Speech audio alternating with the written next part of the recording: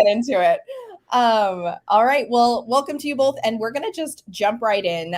Before we talk about a lot of the registrants for today gave us questions, so we're going to spend most of that time covering these really good, insightful questions that the viewers submitted. But before we do that, I think we should probably address this big one. All right, who wants to take this first?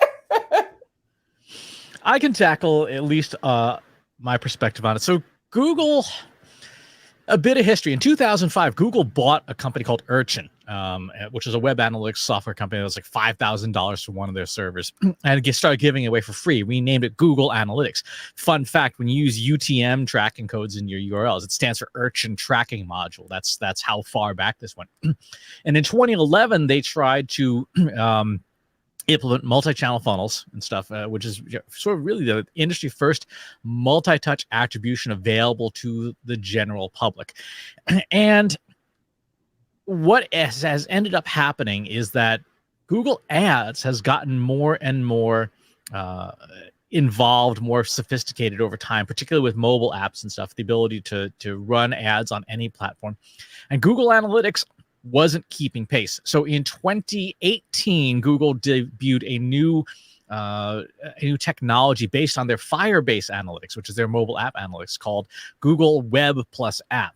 And their stated goal was they wanted to bring Firebase's more modern analytics approach to everything.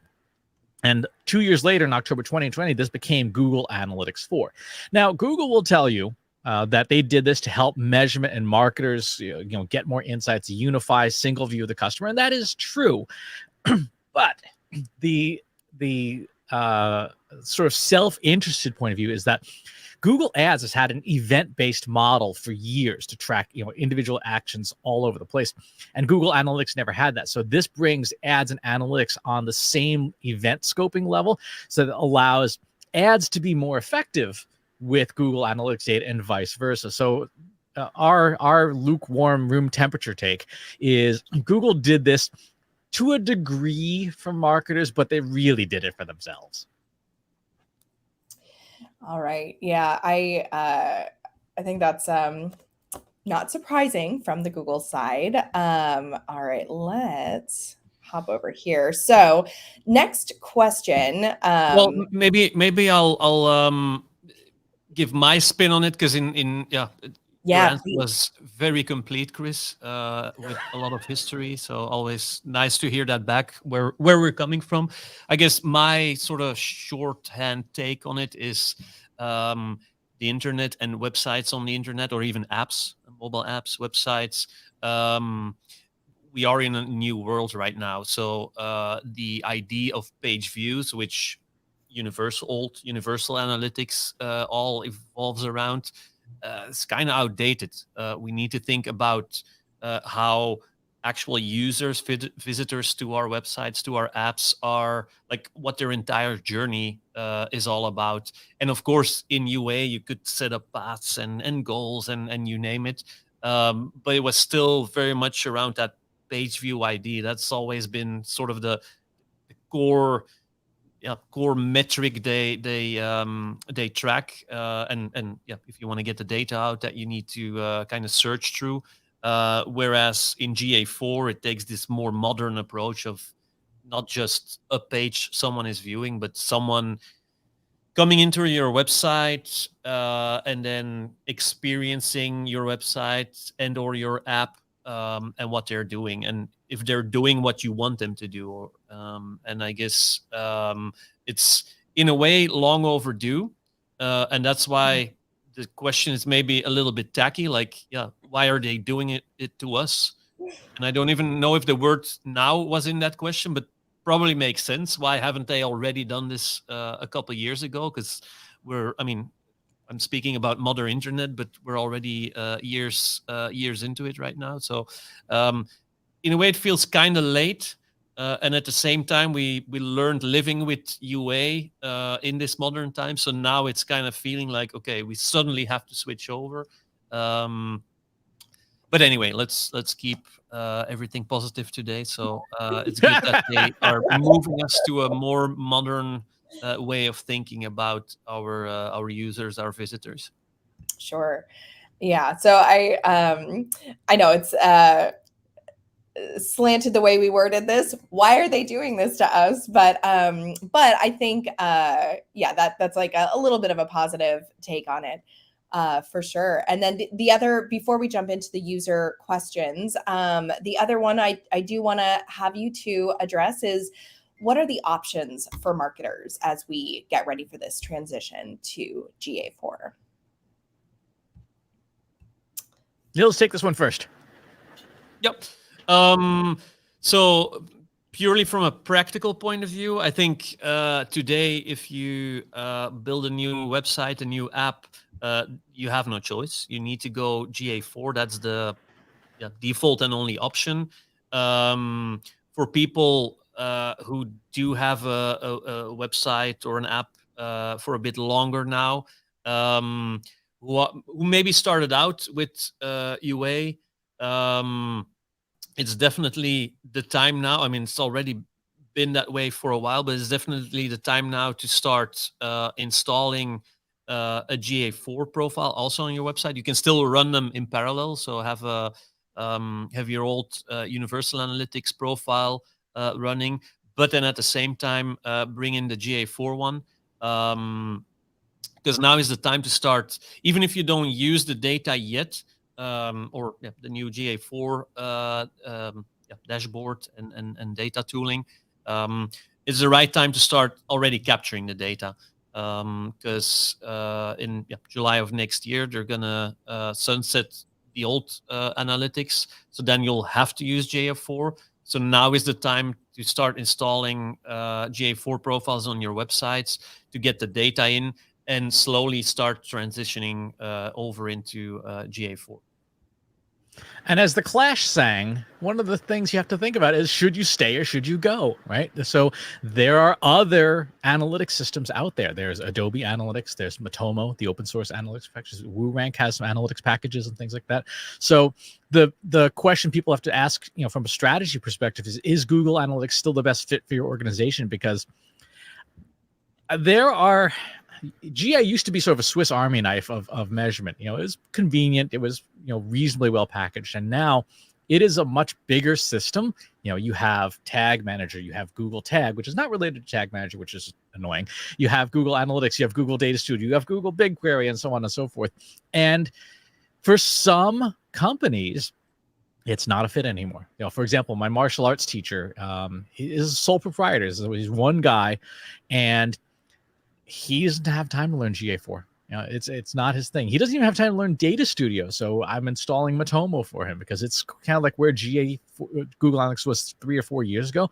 But for what he does, which is how many people came to the website and how many people filled out the form, that's all he needs to know. That Matomo is a much better fit for him. So the big question people should ask as they're considering the transition is, should we stick with Google Analytics or should we be actively evaluating other options? Yeah, and I might even add to that it's indeed a good idea to have, call it redundancy. I mean, again, I'm a developer, a tech head, so that's the type of things that are going on in my mind. Because as the saying goes, 2 is 1 and 1 is none. So it's always good to have at least a second system next to Google Analytics, and even why not 3? Because at the same time, like the growth of ad blockers is also going through the roof. So getting all of your data into GA is not the case anymore. You lose out on users. So having some redundancy and exploring other tools is definitely the way to go too. Yeah, I agree with that. All right, now, do you guys feel ready to tackle some of these user questions? All day long. All right, let's do it.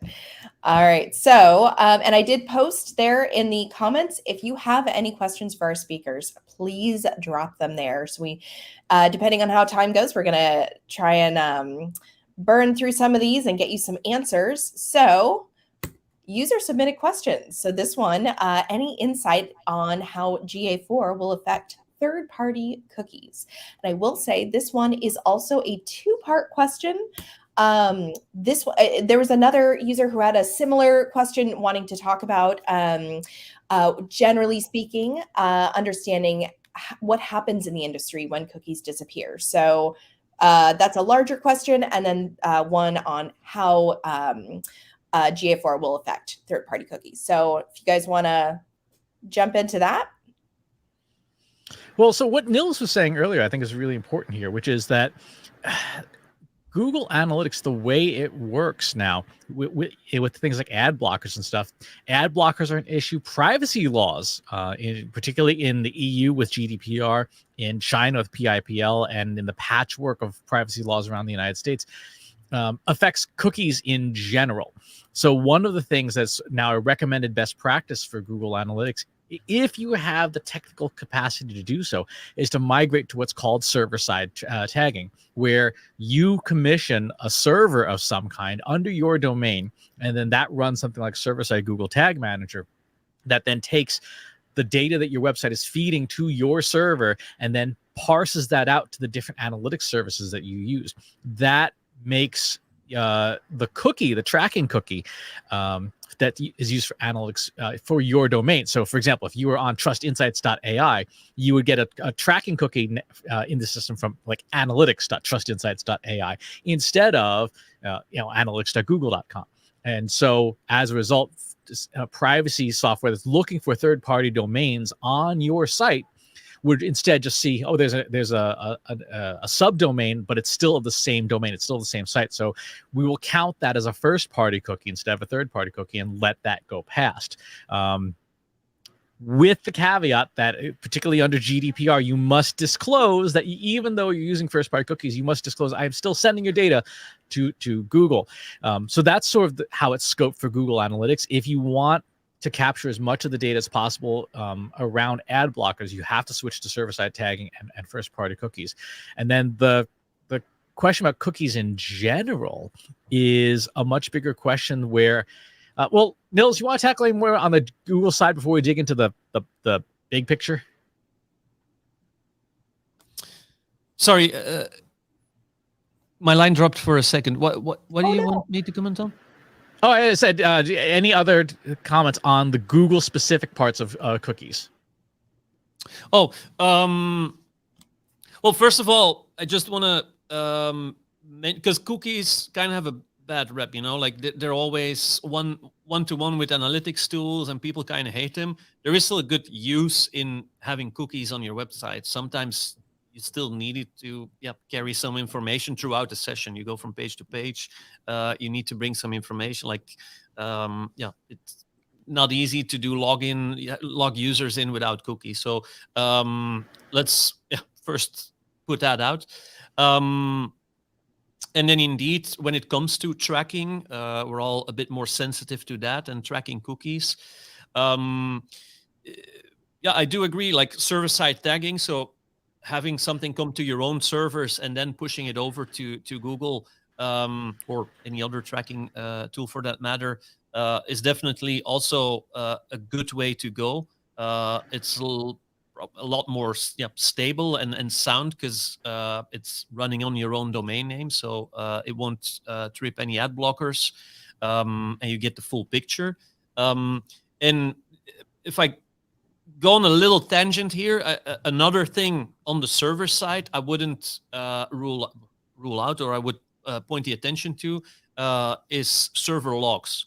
So server logs, obviously, developers have a lot of exposure to those things because it helps them debug certain things. But even for marketers, I think it's a good time, the right time for marketers and developers to work together to get an understanding of things happening in server logs. So because that's actually like your users visiting your servers or your CDNs. Don't want to overcomplicate things, but like there's no way that ball can be dropped because someone needs to get everything from your server to be able to get a full web page loaded. So this will also, and it did have somewhat of a I don't know if renaissance is the right word, but when matched to there's a few tools out there that match server logs with Google Search Console, so not Google Analytics, Google Search Console data, to see what robots are doing on your website. But the same applies to visitors. Like you see what users are doing by looking at your server logs. It's more complex. I do get that, but next to analytics tools, it's a great source to get all of the information of all of your users, like, because there's no ad blocker that will prevent a server to log a page being visited. And more broadly, when it comes to cookies, marketers have an addiction, and it's not a healthy addiction, and their addiction is to personally identifying information. For most marketers, most of the time, you don't need it. You don't need that information to make decisions. I mean, think about what marketers are asking, the most common questions. Where should we spend our money? Like, should we run more ads here, fewer ads here? Should we do a webinar? Things like that. These are all aggregate data questions, and you don't need PII, including cookies, to make those decisions. Even for things like site targeting, behavioral data, like what Nils was talking about, like the pages you visit, is a lot more valuable. Think about this. There's a toy in the United States called My Little Pony. It's these little plastic horses, right? And they're typically marketed to people ages 8 to 14, typically female. And if you're Hasbro, the manufacturer, you're thinking, okay, we need to roll out ad campaigns to this target group. We know the age, we know the household income, and so on and so forth. If you were paying to behavioral data, how people buy versus who they are, you would have uncovered a vast market of people, men aged 26 to 40, who are known in circles as bronies, and Netflix did a whole special on this, who have like 100x the disposable income of an 8-year-old, right? So if you're paying attention to the behaviors people are performing, you will be much better off in terms of targeting, retargeting, putting the right offer in front of the right people, and you don't need personally identifying information for that. One of the things that we're really adamant with our customers about is that in the next couple of years, people desperately need to be thinking about moving to marketing mix modeling, right? Where you have aggregate data. Here's how many ads we ran. Here's how many pages we optimized that day. Here's how many people walked by our billboard, at the trade show. And then using multiple regression analysis with the outcome you care about, you can say, okay, mathematically, which of these variables, alone or in combination, has the highest correlation to the outcome we care about. Great. Now we can start building testing. Maybe it is, we spent 80 hours this month optimizing these 20 pages on our website, and that might do more for our conversion than all the ads we were running entirely. But you don't need personally identifying information. You don't even need cookie data for that. You can do that with your aggregate data. So, and it's 100% privacy compliant with every privacy regulation on the planet, even the most stringent ones. So if people can start thinking that way about their data, don't worry about cookies. Cookies will solve itself, and you will be able to get the answers to the questions that your bosses are really asking, which is, hey, I know I'm wasting 50% of my budget. I just don't know which 50%. Yeah, and I recently heard a good anecdote to that. Like, if you're, for instance, you're an e-commerce store selling T-shirts, do you want to know from your visitors how tall they are and how much they weigh?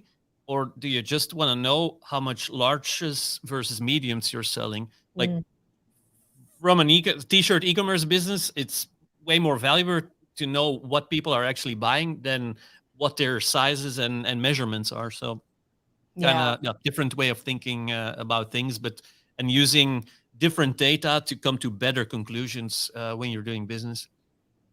Exactly, particularly since the EU courts just ruled that all personal identifying information is now reclassified as sensitive protected information. So it applies a higher standard, which means bigger penalties when the EU sues you. This is actually a really great segue to you did start to already touch on this, but we got another two-part question here. So the first part is, what other platforms would you recommend to measure campaign outcomes? So you did kind of start touching on that. And then the other part is, could you kindly provide step-by-step approach to set metrics, measuring campaign performance on GA4. But I think I want to definitely hit on what other platforms would you recommend to measure campaign outcomes. I think that would be a really interesting take to hear from both of you. Nils, why don't you take that one? Yep. So I'm gonna just look in the tool belt of tools I or our team prefers using. Yeah, the sort of tools we use a lot when it comes to understanding how people are using a product, are your Hotjar, or even Full Story. Maybe people are a little less familiar with that, but it kind of creates heat maps or session recordings even of how people are walking through your website, where they're clicking, where they go from one to the other. So it's a very helpful tool to really understand how your users are using your website. Then, repeating myself here, but server logs still bring enormous value to me. It is a little more technical. I get that. So for people who are more technical, it's definitely a great source. There's numbers of tools to import server logs and then kind of scratch out the pieces of data that you really need. Find patterns. Again, like you don't need the cookies. You just look for patterns on your website. And that's also a way to group people. So that's a great tool in my tool belt. We already spoke about some alternatives to Google Analytics. Matomo used to be called Piwik. Maybe people are a little more familiar with that name. So that's a great alternative to Google Analytics.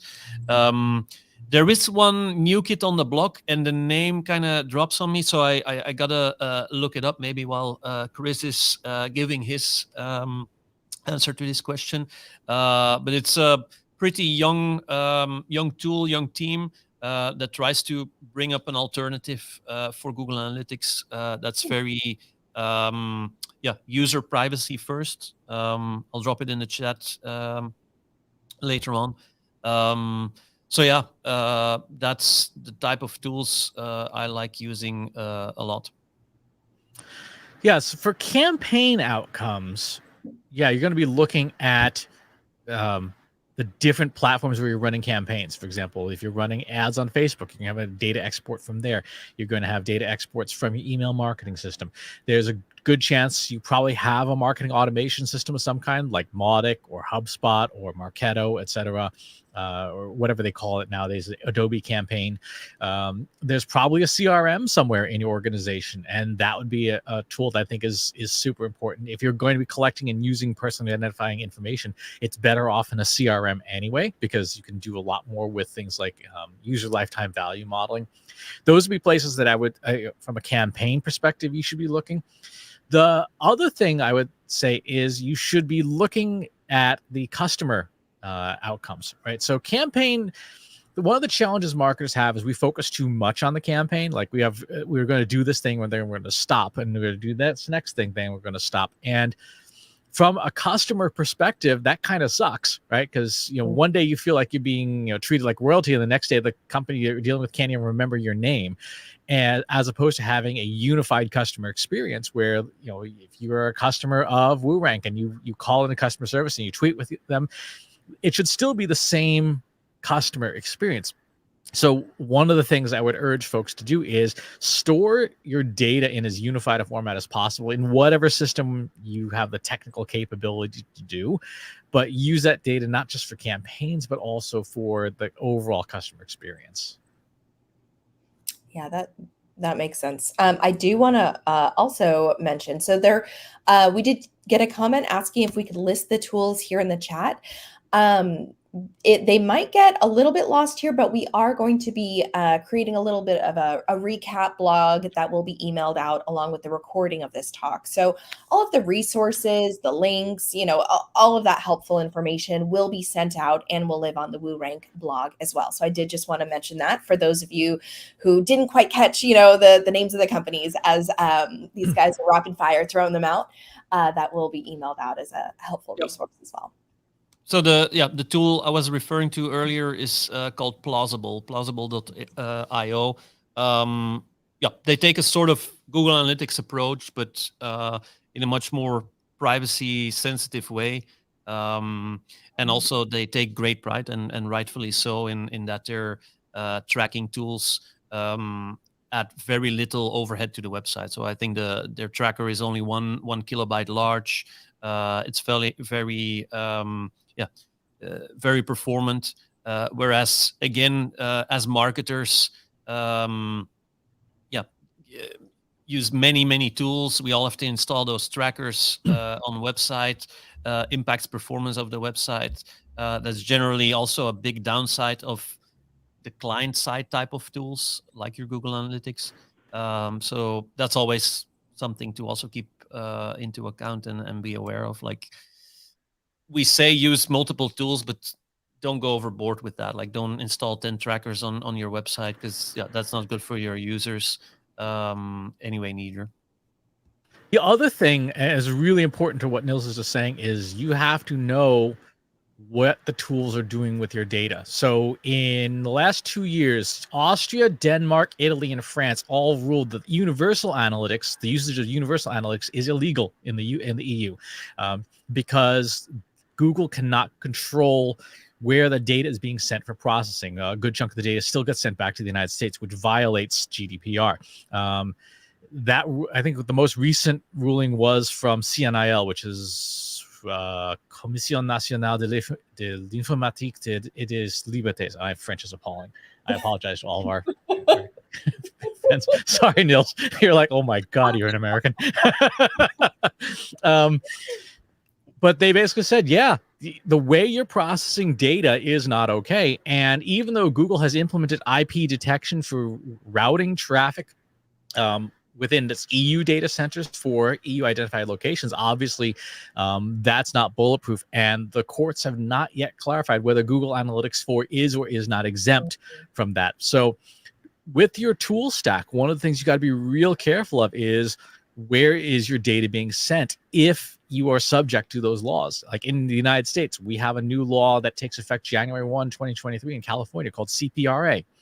And that implements the similar restrictions to GDPR, except that there's a unique twist. It's the household level instead of the user level, and it governs sharing of data. So previous laws said companies may not sell your data. This now says you may not share data without explicit consent. So, for example, if WooRank and Trust Insights did a webinar and we didn't have both of our privacy policies that included both organizations to co-market, we would be breaking the law because we would be sharing data inappropriately between two commercial entities in the United States. Also, I'm not a lawyer. You just play one on TV. Now, before I move on to the next question here, anything else you guys want to cover? Nope. We could cover part 2. Yeah, so part 2, could you kindly provide step-by-step approach to set metrics to measure campaign performance on GA4? So here's the fast version. The slow version is there's a 5.5-hour course I recorded on how to use Google Analytics 4 that covers this. But the fast version is, first you got to figure out what the objective is. And the easiest answer for a campaign is, what are you going to get fired for? Like, what number are you getting fired for if the campaign goes badly? That becomes your objective. And then you've got to figure out, is that objective something you can measure in Google Analytics 4? If it's not, you've got to find the nearest proxy to it. For example, if you're B2B, your objective is probably sales qualified leads or sales opportunities, or maybe even revenue, depending on your organization, but you can't track that in GA4. So you've probably got to look at things like form fills as a proxy for that. And that's what you measure in GA4. And then you have to do some regression analysis to figure out what other variables go with that. So that's the short answer to, I think it was about a 30-minute lesson in the course. Nils, did you have anything you'd like to add to step-by-step approach here? No, I think that's, I cannot add anything to that answer, because it's, probably needs some more context also. Exactly. Because, any campaign for any company is different. So, yeah. All right. So this next one, it's a little more technical. So we got, Have you had any success getting Ajax form submissions to track correctly with Google Tag Manager and GA4, or in GA4 itself without Tag Manager? Yep. So I'll probably contextualize this question a little bit for people who are not familiar with what Ajax is. So basically, in a nutshell, to keep things simple, it's the type of form submission where you don't without the new page load. So someone clicks or fills in a form, clicks a button, and then there's no new page load. It gets client side, all the information gets sent to wherever it needs to go. So there's no new page view, no new page hit when clicking submit. So again, in old universal analytics, which we shouldn't think too much in those terms anymore. When you didn't hit a new page, it was hard to by default track that data. So then you need to set events, things like that. So now in GA4, and more specifically, because I think the question mentioned Google Tag Manager, so I guess this person is specifically looking for an answer in that realm.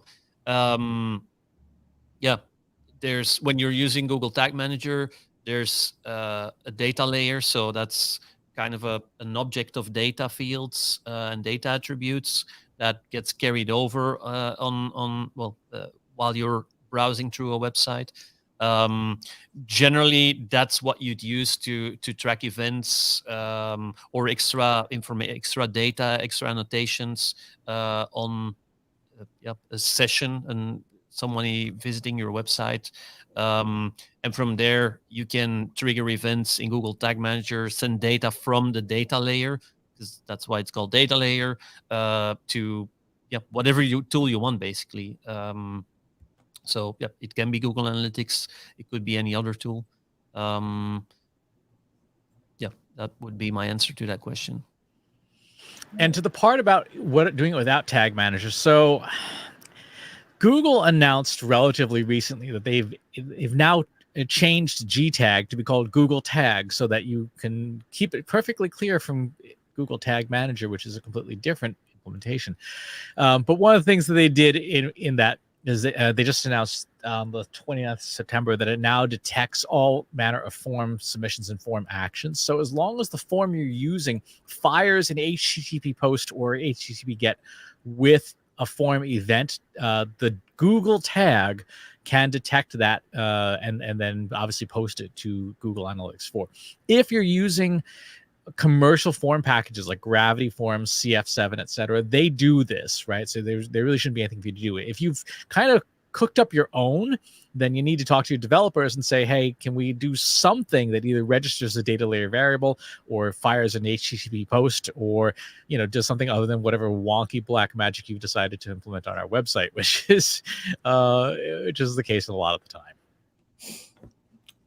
All right, let me put there we go. Okay, so I feel like this was our probably most technical question we had here, but here's a little bit more of an easier one. How do you create a goal in GA4 for a click on a telephone link? So there we go. If you're so there's 3 protocols that you can use for like all these different types of links, right? You can do, for example, a mail to colon an email address as a link, and it will fire an email. There's one called TEL colon, and then the telephone number. And as long as you're following the approved format, which I forget what RFC number it is, it will essentially, when somebody taps or clicks on that link, it will launch your phone or your VoIP or whatever.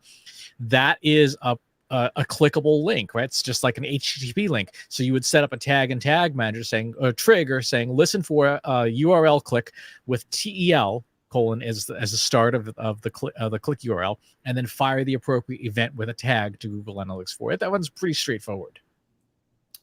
Perfect. Nils, anything else you want to add here? Nope, that's the way to do it. The one caution I will add is if you have phone numbers on your site that do not use that TEL protocol, you should implement it, because you won't be able to detect them otherwise. Some browsers like Safari will attempt to auto detect a phone number and link it up, but it will not fire the appropriate the commensurate tag. All right. Let's see. There we go. Okay, so telephone link aside, we got understanding the explore function, and is there a way to use it in the same way as the behavior flow on UA? Chris, do you want to take this one first? Sure. Yes. So there's 8 canned visualizations in Explore Hub now. One of which is called Path Exploration, that performs the same style, almost like Sankey-like diagrams, that you can do pages, users, sessions, and see what's happening with the different types of events. So you can do that. It's not the most intuitive, and Explore Hub itself is not the most intuitive piece of software. It's like a BI tool that developers made kind of for other developers. It's not the friendliest thing in the world, but that's where you would get that information. The bigger question I would ask for the person who submitted this is, what information are you trying to get? Because Sankey diagrams are not necessarily the best way to understand what somebody's doing on your website. How about you, Nils? Anything you'd like to add? Well, I'd like to answer this a bit more higher level. I think, and I make that mistake still every day, but we need to kind of get away. Like, I used to do X in Universal Analytics. How do I do the exact same thing in GA4? This question kind of hints me to that same behavior. Like, try to indeed, I think Chris put it in an interesting way. Try to first think, what information do I need to get? Like, what do I need to tell my boss? What can I be fired for? And then try to get that out of Google Analytics 4, instead of looking at, this is how I used to do it. How do I copy that exactly now in GA4? Because some things really are not possible anymore, because you need to think differently about not page views anymore, but user sessions, users visiting your website, and the entire journey end to end. Yeah, that makes sense. And I do, okay, so I'm gonna switch this back here. So now we do have a chance. We have a couple more minutes. That we did get a couple folks submitting questions in the comments. We tried to cover as many of the user submitted questions that we received in your registration forms. If you didn't have a chance, or you can think of a question at the time, again, feel free to drop them in the comments. But I do want to put this one up on the screen, and I will try and, there we go.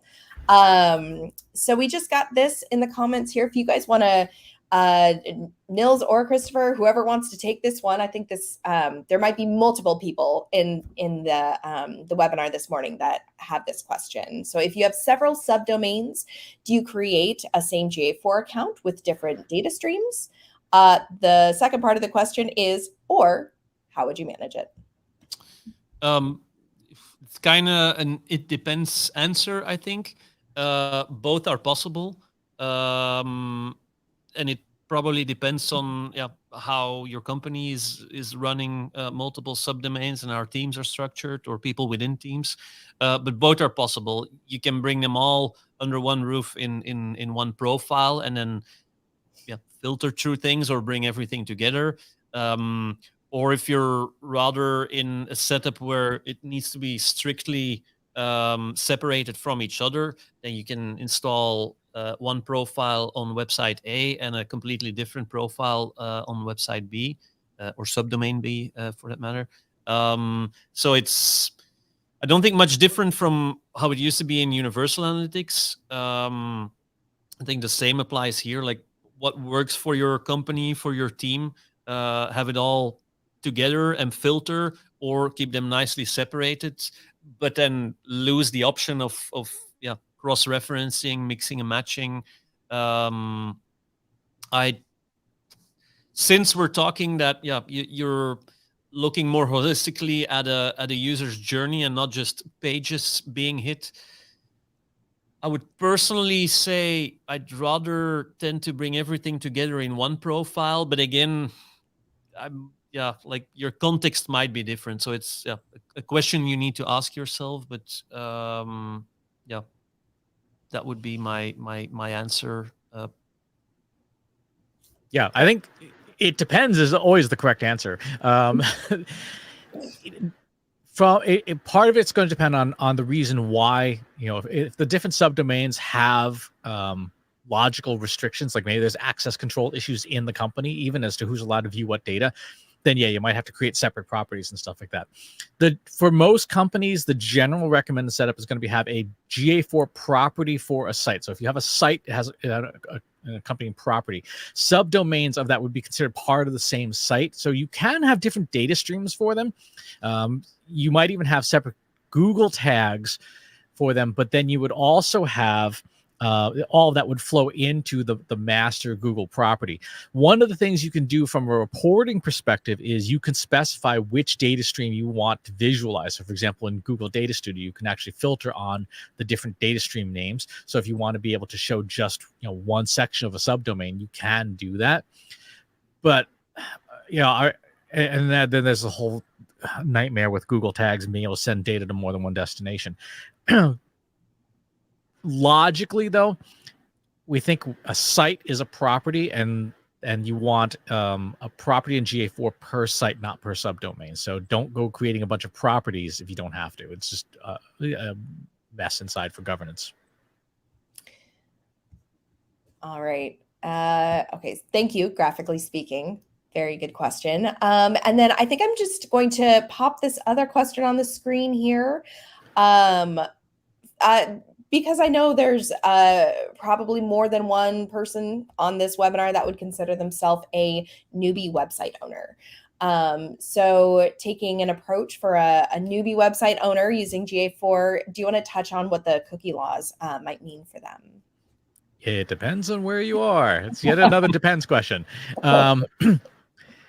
If you are processing data, so here's the funny thing, for example, with GDPR and with CPRA, if you're processing data of somebody who is within the physical confines of the European Economic Area, you are subject to GDPR. It is not people who are citizens of the EU. It is people who are physically located on European soil is the scope of the law. So if I, for example, if I go to Paris on vacation, or I go to Brussels and annoy Nils for some good chocolate, the moment I set foot on EU soil, for the time that I'm there, my data is now governed by GDPR.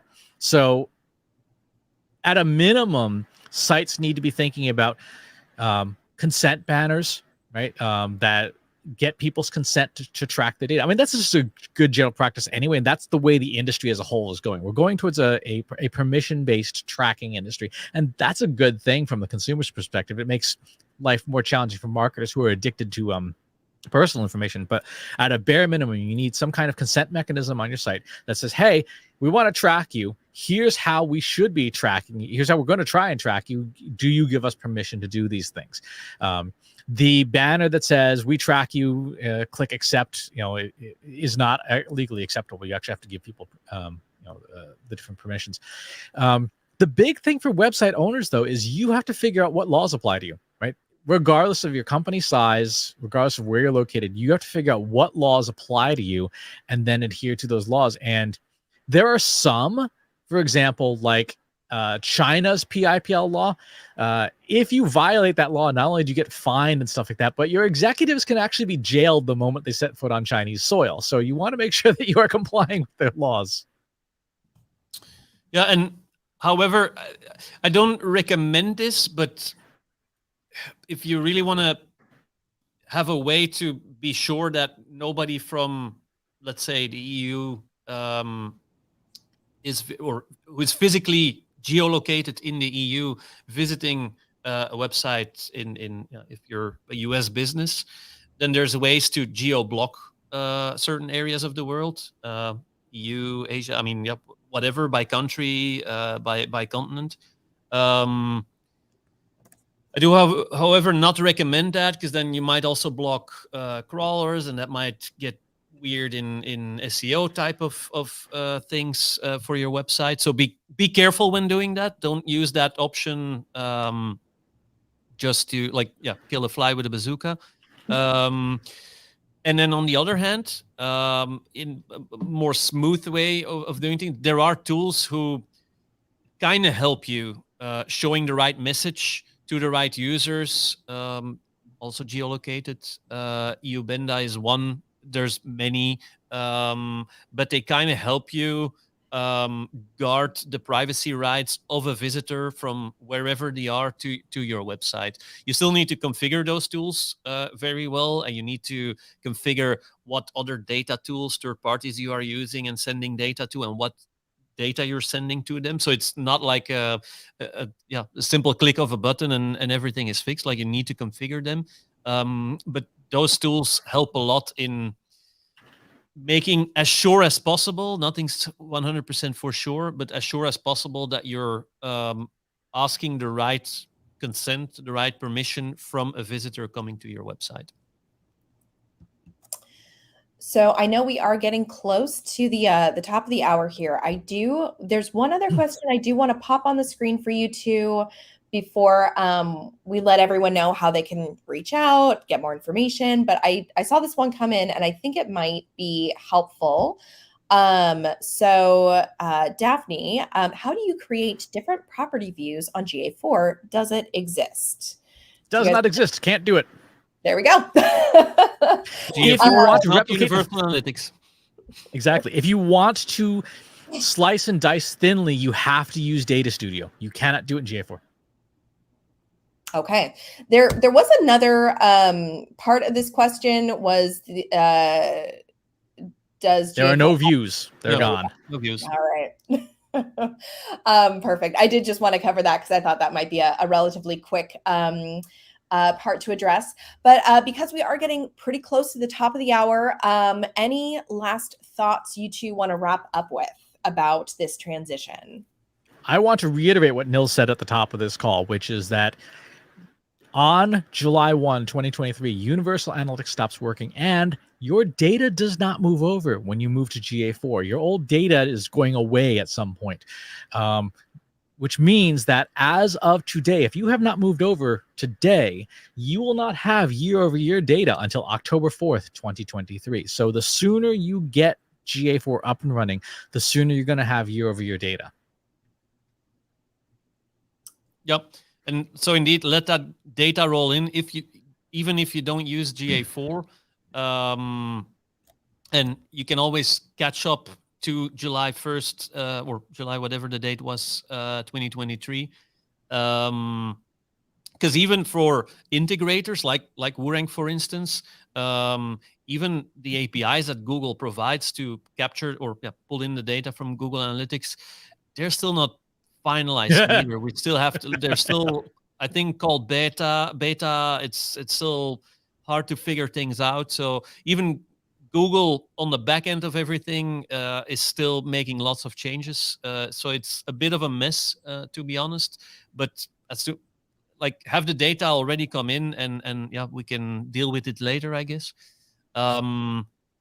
And again, one of the thoughts that I presented a couple of times during this webinar, try to get rid of that page view mindset and think more of user sessions and a user journey as a whole. I know it's not easy. I've been using Google Analytics for over a year now, and I still struggle with certain things I used to do and now cannot do anymore. But we need to think differently.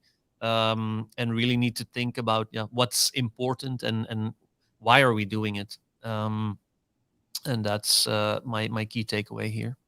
It's perfect. Now, I do also want to mention for those of you who did join us today, there are going to be a couple of resources emailed out, but I will go ahead and add them to the comments here as well. So Christopher over at Trust Insights. So we have... we'll do this. So this is in the chat. There is a discount code for a larger GA4 course available. Again, that will be emailed out. And then another resource here to mention. Actually, Chris, I'll let you tell our viewers about this. link? Sure. There? We have a Slack group. So if you use Slack, you know what Slack is. We have a free Slack group called Analytics for Marketers. If you go to the URL on the slide there, and you got questions, you just want to chat, there's 2,800 other folks in there, and we are talking analytics all day long, except in like the music channel when we're talking about, you know, Taylor Swift's new album. Perfect. And then one other thing I do want to mention, we do have the WooRank blog. I'm just throwing up these links here on the screen. So these are all just, you know, ways to connect with Nils, with Christopher, to follow up if you have other questions. And then I do want to mention, I mentioned at the top that this will be emailed out along with the recording of the talk, the discount code that we just had on the screen, and a recap of the talk itself. So all of these, you know, any of the resources that these two mentioned, we'll be capturing that, including links. So that'll be a really helpful email to keep your eye out for that will be sent out next week. And then just the last thing is we do have, Nils will be joining us on another webinar. This is next week, and it's specific to Black Friday, Cyber Monday. So if you do want to join us for that webinar, go ahead and scan the QR code.